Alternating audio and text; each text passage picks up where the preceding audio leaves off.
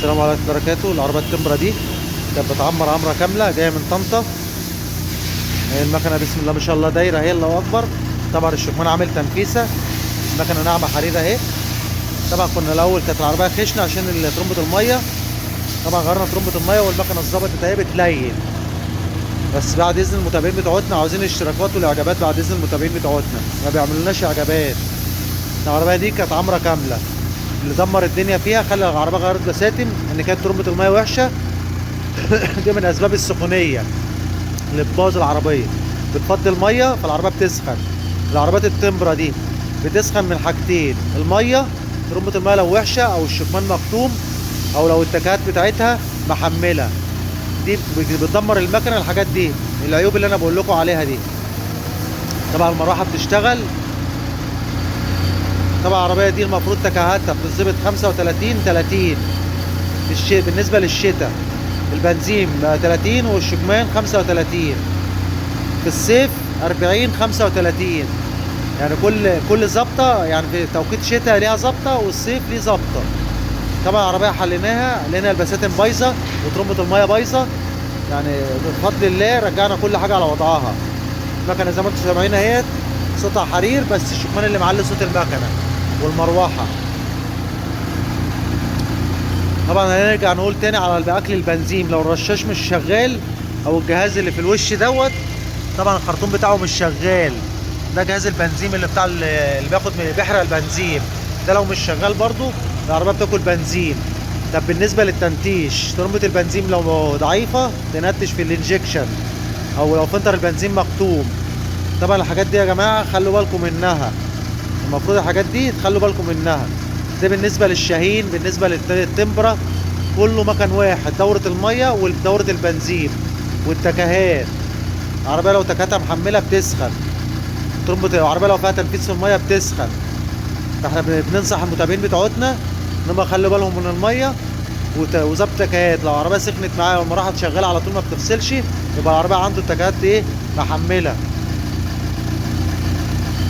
طبعا العربيه في حاله التليين، احنا بنقول العيوب اللي في العربيات ديت عشان معظم المتابعين بتوعتنا بيقعدوا يتصلوا عليا ويسالونا، يقول لك المروحه ما بتفصلش بدنها شغاله ما بتفصلش، ايه المشكله؟ اقول لهم المشكله ظبط تكهات، التكهات بتاعتها بتبقى محمله.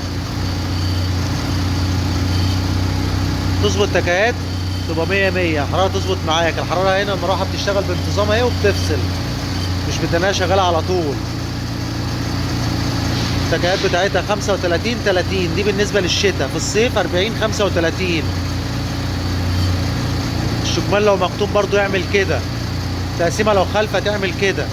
ترمبه الميه لو بتجيب ميه تعمل تنفيذ في دوره الميه، الدوره المقفوله دي لازم تكون مقفوله صح. قربة الميه مفيهاش تنفيذ، خرطوم مفيش خراطيم بتنفذ، الكلام دوت. كل دوت لازم يبقى فيه اهتمام. احنا بنقول لكم العيوب ديت عشان انتوا واخدين بالكم منها، من حاجه زي كده. طبعا زي ما انتم شايفين اهو العربيه دايره الله اكبر، المروحه بتشتغل وبتفصل بانتظام، المروحه بتفصل بانتظام. ادي العربيه دايره اهي، المروحه وقفت زي ما انتم شايفين اهي. بالنسبه لعربيات الشاهين برضو نفس المكنه دي، برضو القصه بتاعت السخونيه، لو كانت خالفه او تكات محمله او الشكمان مكتوم، دي بتعمل مشاكل برضو. فاحنا بنعرف المتابعين بتوعتنا اسباب المشاكل بالنسبه للسخونيه. بالنسبه للتنتيش، لو هي انجكشن ترمبه البنزين بتبقى ضعيفه او فلتر بنزين مكتوم، يا اما مثلا فيها ايه مبينه مثلا العربيه بتتلت معاه تعمل تنتيشه معاه. دي بالنسبه للشاهين والتمبرا مكنه واحده. احنا بنتكلم بالنسبه ان دي مكنه واحده، دي 600 و500 الاثنين مكنه واحده. هذا المروحه اشتغلت اهي وهتفصل مع بعضنا وهي بتفصل. استنينا لما المروحه تفصل اهي.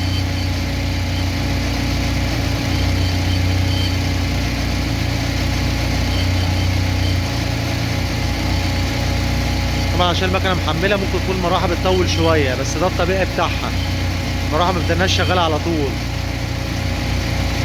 تاخد الدوره بتاعتها وتفصل.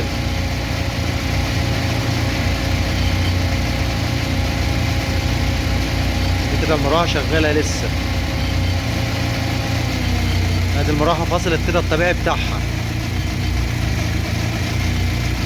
الكتينه بتاعتها لو خالفه تبرجل المكنه وتسخن العربيه، والتكيهات لو خالفه لو محمله تبرجل العربيه وتفتف ورا.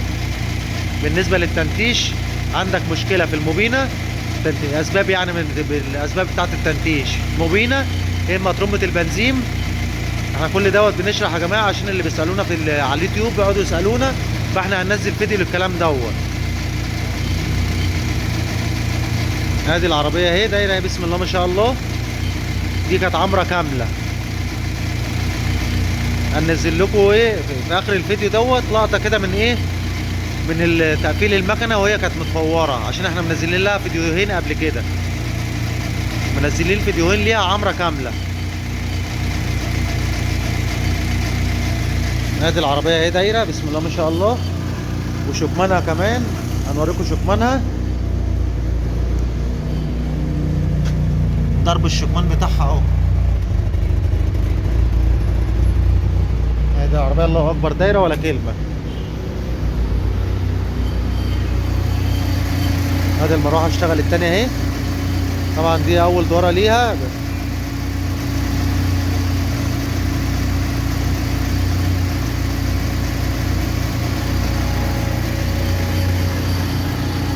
اهم حاجه دوره الميه تبقى مقفوله في العربيات دي، التمبره بالذات. دوره الميه تمام عمرها ما هتسخن ولا هيجرى لها اي حاجه.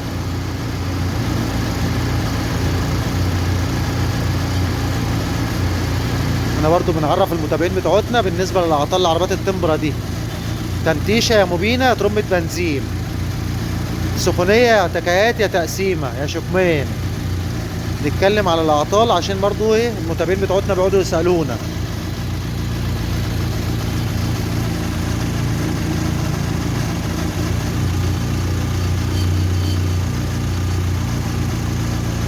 العربيه التمبره دي جايه من المحله، جاي من المحله الزقازيق في المركز الدولي عند اللص ياسر الديب.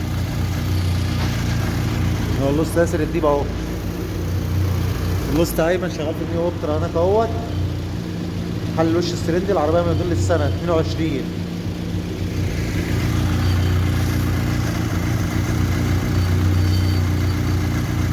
نشكر المتابعين بتوعتنا عشان بيعلقوا لنا وبيقعدوا ايه يسالونا على الاسئله ديت، فاحنا نزلنا لهم الفيديو ده عشان الكلام دوت.